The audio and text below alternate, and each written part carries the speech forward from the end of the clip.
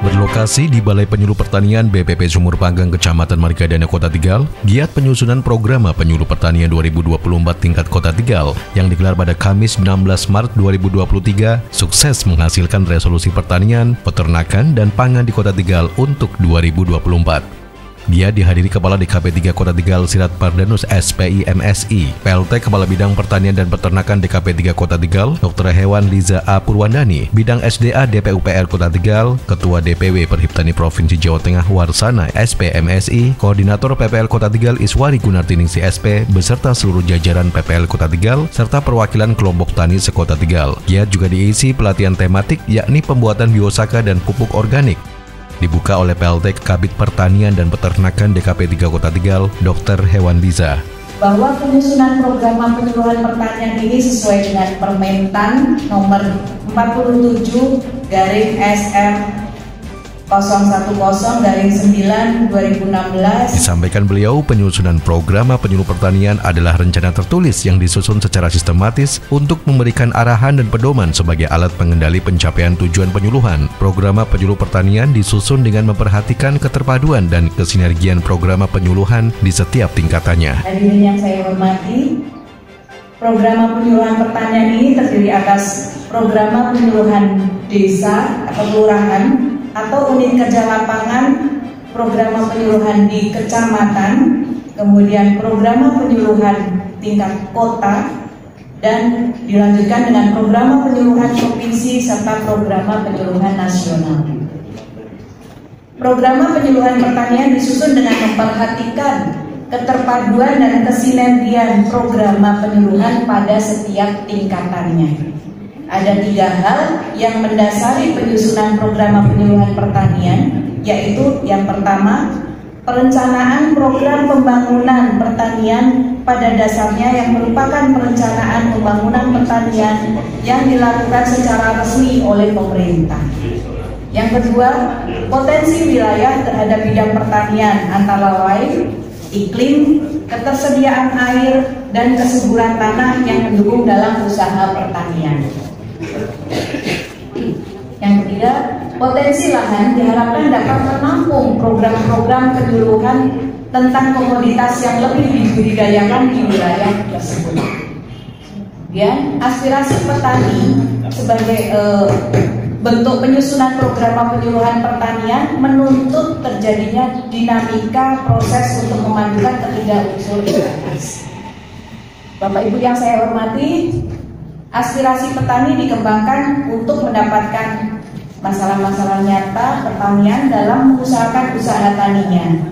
Metode pengembangan aspirasi petani yang sedang dikembangkan adalah kajian participatory rural appraisal atau PRA, guna mendapatkan gambaran nyata tentang keadaan wilayah, kehidupan, kebiasaan, kecenderungan, kebutuhan, aspirasi, potensi, dan masalah-masalah nyata petani di suatu desa atau kelurahan.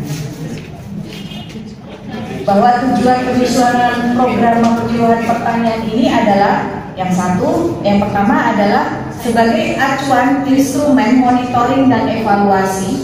Kedua, untuk meningkatkan produktivitas, efektivitas, efisiensi penyelenggaraan penyuluhan pertanian.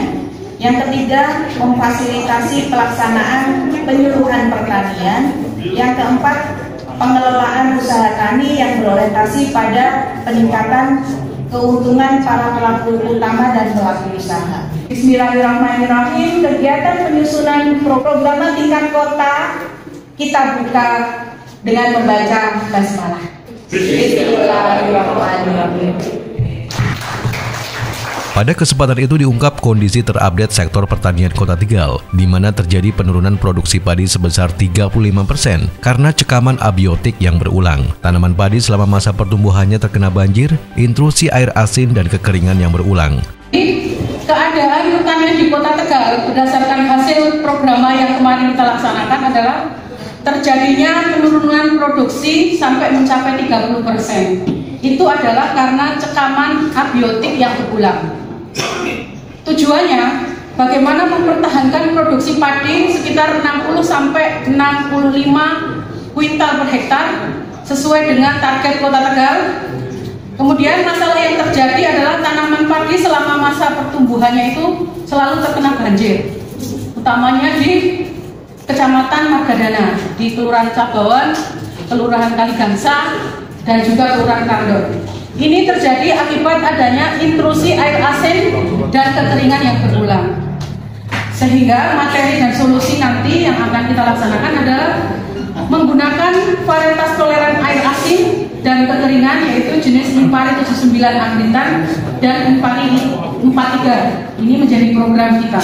Kemudian penentuan awal musim tanam yang tepat sesuai dengan perkiraan cuaca dari BMKG. Kemudian yang ketiga, menggunakan pupuk organik dan pupuk hayati untuk mengurangi tingkat kemasangan lahan atau salin yang terdampak banjir. Dari hasil uji, rata-rata kemasangannya tinggi di Kota Tegal ini akibat dari penggunaan pupuk kimia yang mungkin di atas ambang ekonomi. Untuk itu, kita mencoba dalam program tahun depan di tahun 2024 dan juga kita laksanakan di tahun 2023 ini, bagaimana semua petani Kota Tegal untuk menerapkan penggunaan pupuk organik dan pupuk hayati untuk mengatasi keasaman yang terjadi. Kemudian yang keempat adalah aplikasi Elisitor Nuswantara Biosaka yang pada saat ini penanaman padi untuk meningkatkan kesuburan dan serangan hama penyakit. Jadi Biosaka ini bukan merupakan pupuk, bukan merupakan pestisida, tapi dia merupakan elisitor yang dia bisa menghemat penggunaan pupuk kimia sampai 50% dan juga dia bisa mengendalikan perkembangan hama dan penyakit pada tanaman budidaya kita. Keadaan yang kedua, Kota Tegal adalah daerah endemis hama keong emas, burung, penggerek batang, dan juga hama tikus. Tujuannya bagaimana mempertahankan produktif padi ini tetap di angka 60 sampai 65 kuintal per hektar, karena masalah yang terjadi adalah adanya serangan keong emas, serangan burung ya, burung itu banyak sekali di Kota Tegal, ini menjadi masalah, dan tikus, sehingga produksi padi menurun. Materi dan solusinya adalah bagaimana meningkatkan kewaspadaan terhadap serangan hama dengan melakukan pengamatan yang rutin, sehingga saat terjadi awal serangan segera dilakukan tindakan pengendalian sehingga intensitas serangan tidak melebihi ambang batas ekonomi, utamanya pada hama wereng, batang coklat, keong emas, dan tikus. Kemudian penggunaan varietas unggul seperti yang kemarin kita coba uji coba juga, yaitu varietas Cakra Buana Agritan dan Impari 79. Ini nanti ke depan ada bantuan benih di musim sadonan, yaitu Impari 32. Ini nanti kami harapkan untuk tanam serempak dan pergiliran varietas untuk memutus siklus hama pada tanaman. Kemudian yang ketiga itu penerapan sistem tanaman jajah legowo dengan pengairan secara berselang. Kemudian penerapan pengendalian hama dan penyakit terpadu sesuai kearifan lokal, misalnya penggunaan bunyi-bunyian kaleng, suara cambuk, dan jaringan untuk mengusir hama burung, menggunakan nasi aking dan polukusida untuk pengendalian hama keong emas dan gropyokan tikus sebelum tanam. Kami harapkan nanti dari bidang pertanian dan peternakan bisa menganggarkan untuk mengendalikan hama burung. Ini yang sangat dibutuhkan sekali oleh masyarakat petani yang ada di Kota Tegal. Keadaan yang ketiga yang menjadi bahan pertimbangan kami dalam penyusunan program adalah kurangnya kesadaran petani tentang manfaat saluran irigasi di Kota Tegal. Tujuannya bagaimana normalisasi jaringan irigasi tersier lancar guna menunjang pencapaian produksi. Masalahnya, pendangkalan saluran irigasi dan banyaknya sampah dan rumput yang mengganggu kelancaran irigasi. Materi dan solusinya adalah pengaktifan peran KP3 dan Ulu-Ulu untuk membantu kelancaran saluran irigasi. Kemudian pelaksanaan gerakan normalisasi jaringan irigasi tersier di lingkungan persawahan. Kebetulan di sini hadir Bapak yang mewakili dari BPUR bisa memberikan solusi. Kemudian keadaan selanjutnya adalah masalah masih sedikitnya para petani menggunakan kartu tani untuk penebusan pupuk bersubsidi. Nah, ini bagaimana tujuannya nanti petani menggunakan kartu tani untuk menebus pupuk bersubsidi supaya kita memakai pupuk berimbang dan sesuai dengan rekomendasi, sehingga nanti berdampak pada peningkatan produksi. Masalahnya yang terjadi adalah terjadinya pergantian kartu tani atau kartu tani yang belum terbit dan kartu tani hilang serta belum terdaftar di ERDKK. Materi dan solusinya adalah pendampingan dan fasilitasi petani dalam memperoleh kartu tani dengan pihak perbankan dan KPL. Kemudian pemberian motivasi ke petani untuk menggunakan kartu tani dalam penebusan pupuk bersubsidi. Yang ketiga adalah pendampingan petani untuk memperoleh dan atau menggunakan form penebusan pupuk bersubsidi untuk menebus pupuk bersubsidi. Keadaan dari program yang selanjutnya adalah keterbatasan modal yang dimiliki petani untuk membeli pupuk. Nah, ini bagaimana tujuannya mempertahankan produksi padi tetap 60-65 kilo kuintal per hektar. Masalahnya adalah yang terjadi harga pupuk mahal dan kurangnya alokasi pupuk bersubsidi. Materi dan solusinya adalah memberikan informasi dan pengetahuan kepada para petani tentang manfaat penggunaan pupuk berimbang.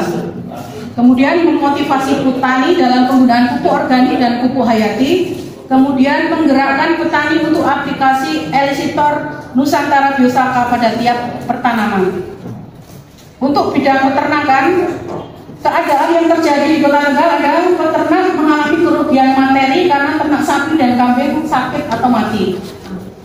Kemudian bagaimana tujuannya untuk mempertahankan kondisi ternak sapi dan kambing dalam keadaan sehat, karena masalah terjadinya serangan hama pada ternak sapi dan kambing, diantaranya penyakit mulut dan kuku, skabies dan diare.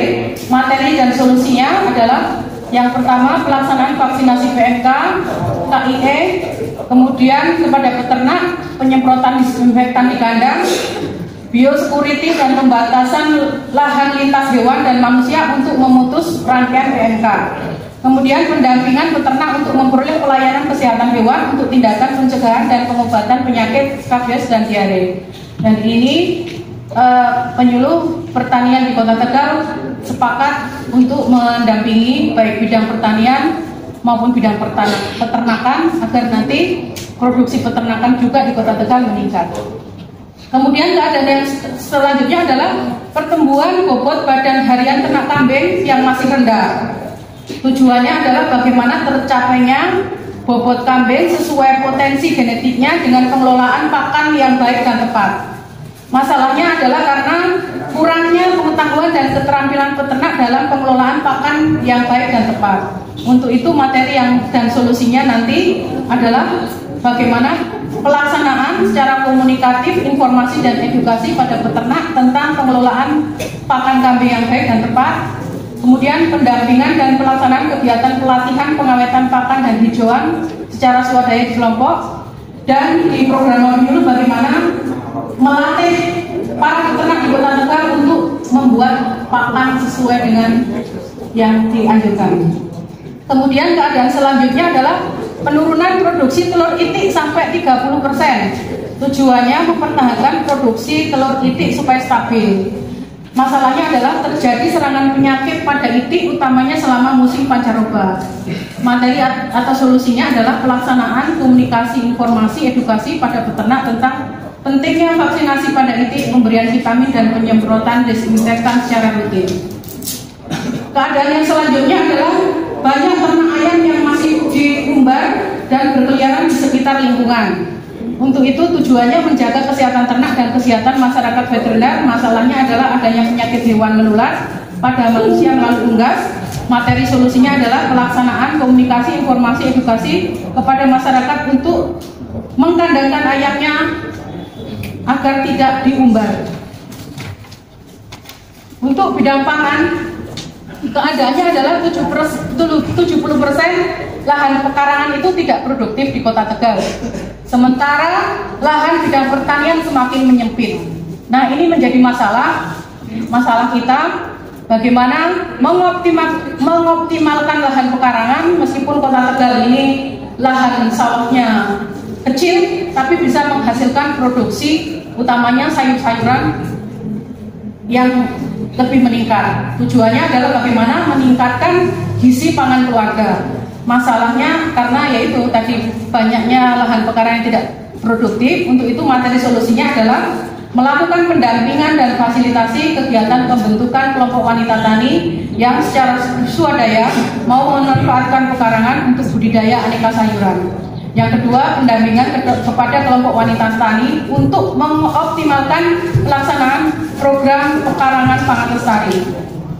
Keadaan yang terakhir dari hasil rekapitulasi penyusunan program masing-masing tingkatan adalah belum semua hasil panen sayuran diolah menjadi pangan yang bernilai ekonomi. Untuk itu bagaimana meningkatkan pendapatan ekonomi rumah tangga? Karena masalah kurangnya pengetahuan dan keterampilan tentang pengolahan sayuran hasil produksi kelompok wanita tani, maka materi dan solusinya adalah pendampingan dalam melaksanakan kegiatan pelatihan pengolahan aneka sayuran menjadi pangan yang bernilai ekonomi, misalnya torakur, manisan tomat, jamu instan, nugget sayuran, es krim dan poce, dan masih banyak lagi.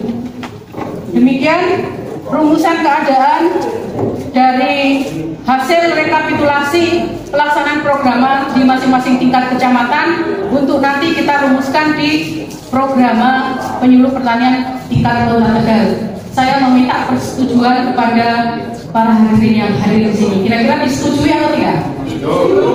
Terima kasih. Sementara itu dari DPUPR Kota Tegal bidang SDA menjelaskan terkait area irigasi Kota Tegal berdasarkan perwal tahun 2002/2023 yang tinggal 399 hektar meliputi daerah irigasi Pesayangan, daerah irigasi Sidapurna, dan daerah irigasi Lumingser. Wilayah Kota Tegal luas area irigasinya sesuai dengan perwal tahun 2022-2023 luas area irigasinya tinggal 399 hektar yang meliputi di wilayah daerah irigasi DI Pesayangan 199 hektar, DI Sidapurna atau daerah irigasi DI itu daerah irigasi lah. DI irigasi Sidapurna 183 hektar, DI Gangsa Lumingser 17 hektar. Dan dalam kesempatan ini ada beberapa hal tentang program-program dari DPU. Mungkin banyak kejadian-kejadian yang kemarin masalah banjir di wilayah Kecamatan Margadana, samping pertanian juga. Untuk program-program yang akan DPU akan kerjakan, mungkin nanti di pembuatan rumah pompa di Jalan Banyuwangi, tepatnya di tepi jalan Sungai Kemiri, ada 2 pompa 250 liter per detik dengan anggaran 2,4 M itu untuk menangani wilayah di Sumur Panggang, Teturen, dan sekitarnya. Yang kedua, untuk wilayah barat di Margadana dan Kaligasa serta Krandon, bahwa kemarin kita ketahui di beberapa wilayah tersebut tergenang akibat banjir kemarin. Di situ ada pintu air dan pembangunan rumah pompa Bang 2 yang tepatnya di sebelah utara folder Bayeman dengan anggaran sekitar 3,5 M dengan pompa 2 buah kapasitas 250 liter per detik, itu untuk menangani daerah Kaligasa, Krandon, dan sekitarnya yang kemarin mungkin di Blok Gewor ya Pak. Blok Gewor itu jalan sekitar Blok Gewor, Kaligasa juga untuk menangani daerah itu. Dan pada saat ini kami juga sedang melaksanakan pengerukan di beberapa tempat di wilayah Margadana, terutama saluran-saluran yang kemarin banyak sampah maupun enceng gondok di pembuang Kerandon, di tersier pembuang Kerandon yang menuju ke Gebang 2. Selanjutnya pengerukan di saluran irigasi tersier Kerandon dan saluran irigasi Sidapurna di wilayah Kerandon dan Kalikasa bagian hilir. Kemarin kita ketahui di situ enceng gondok dan sampahnya memang luar biasa. Yang di wilayah Kerandon dan Kalikasa mungkin kemarin tahu. Terus untuk selanjutnya yang di saluran tersier, dulu tersier sekarang jadi pembuang di Margadana, di Sikembang. Kemarin kita juga mengerahkan itu atau alat berat untuk mengeruk sedimentasi maupun enceng gondok, sampah dan lain-lain di sekitar situ. Sementara itu, Ketua DPW Perhiptani Provinsi Jawa Tengah Warsana SPMSI hadir memberi edukasi dan motivasi tentang peran penyuluh pertanian dalam penguatan kelembagaan ekonomi dan permodalan petani. Kemudian muncul namanya Undang-Undang Otonomi Daerah. Undang-Undang Otonomi Daerah itu kekuasaannya bupati dan lain sebagainya.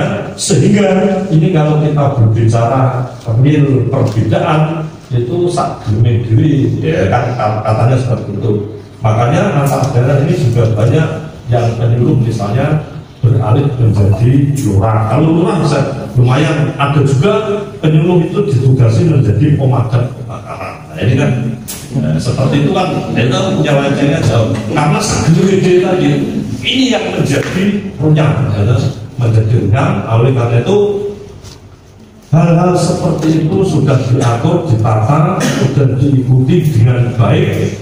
Kemudian alhamdulillah ya di Kota Tegal ini dengan Ketua DPD Perhiptani Bu Iswari itu awalnya kan sudah melalang buana dari mana Bu? Dari Sulawesi ya. Dikatakannya pertanian maju, mandiri, dan modern adalah pertanian industrial unggul berkelanjutan yang berbasis sumber daya lokal untuk meningkatkan kemandirian pangan, nilai tambah, ekspor produk pertanian berkualitas, dan kesejahteraan petani. Hal itu sesuai dengan 4 peran strategi pertanian dalam pertumbuhan perekonomian nasional, penciptaan lapangan kerja, pengurangan kemiskinan, dan pelestarian lingkungan. Pihaknya juga mengungkap kondisi ketenagaan penyuluhan pertanian saat ini. Di Jawa Tengah itu jumlah penyuluhnya kan ada 4.000 sekian, sementara jumlah desanya itu kan ada 8.500 sekian. Sehingga secara umum di Jawa Tengah ini juga kekurangan penyuluh, dan terbukti data realnya di Kota Tegal ini juga kekurangan penyuluh. Sementara itu, di sesi pelatihan tematik, petani Kota Tegal diedukasi pelatihan membuat biosaka dan pupuk organik oleh Kasih Sarpras DKP 3 Kota Tegal, Kristanto Panca Prasetyo SST. Biosaka dikatakannya adalah bukan pupuk atau pestisida, melainkan elisitor, yaitu senyawa kimia yang dapat memicu respon fisiologi, morfologi pada tanaman menjadi lebih baik, memberikan sinyal positif bagi membran sel pada akar, sehingga lebih energik dan produktif. Mengobati hama itu justru dengan obat rumput. Nah ini yang kadang tidak masuk akal, tapi itu nyata diperhatikan, dan sebenarnya ya sempat deg-degan kok jadi tanamannya jadi kuning, jadi hampir mati, tapi setelah itu pertumbuhannya baik. Nah itu salah itulah ada keberanian untuk mencoba, ada keberanian untuk melakukan inovasi yang itu saya tidak sengaja bisa temukan. Tapi jangan perlu diuji coba lagi Pak, karena itu kan baru satu Pak Joy, mungkin ada Pak Joy lain yang akan menemukan apa inovasi tersebut. Sama seperti biosaka ini. Jadi kita memanfaatkan tanaman-tanaman yang ada di sekitar kita, tanaman yang dia tumbuh di tempat yang ekstrim, di bebatuan, macam lumut, macam alang-alang atau daun-daunan yang segar dia bisa. Selain biosaka, Kristanto juga menjelaskan tentang pembuatan pupuk organik. Empat dan campurannya itu kita berikan secara bertahap. berlapis disiram dengan empat, berlapis lagi disiram, kemudian kita tutup dengan plastik Pak, Bu, ya, dengan tutupan plastik. Indikasinya kalau proses pembuatan terjadi, dia akan panas, ya. Panas Pak. Kalau menaruh telur, merebus telur aja taruh di situ telur matang. Nah itu makanya untuk meratakan panasnya itu, proses jadinya itu perlu dibolak-balik setiap 4 hari sekali dibalik, disiram air lagi, air yang mengandung empat tadi. Nah lakukan itu berulang-ulang, insya Allah hasil yang akan kita dapat selama mungkin hanya sekitar 14 hari kita sudah jadi kompos kita. Dan alhamdulillah kemarin setelah kami lakukan ujian di BPTP Ungaran, hasilnya seperti disampaikan oleh Pak Wasana tadi, luar biasa bagus. Dilanjut dengan praktek pembuatan biosaka massal yang dilakukan oleh kelompok tani, kelompok wanita tani, dan para PPL. Teman-teman kita sendiri, kita setiap kali memasang kita bensin dari rumah itu akan keluar yang ada di dalam tangan kita. Ya, jadi mas-mas ini ternyata hasil. Tim Liputan Sebayu FM melaporkan. Petani Kota Tegal, Mantap.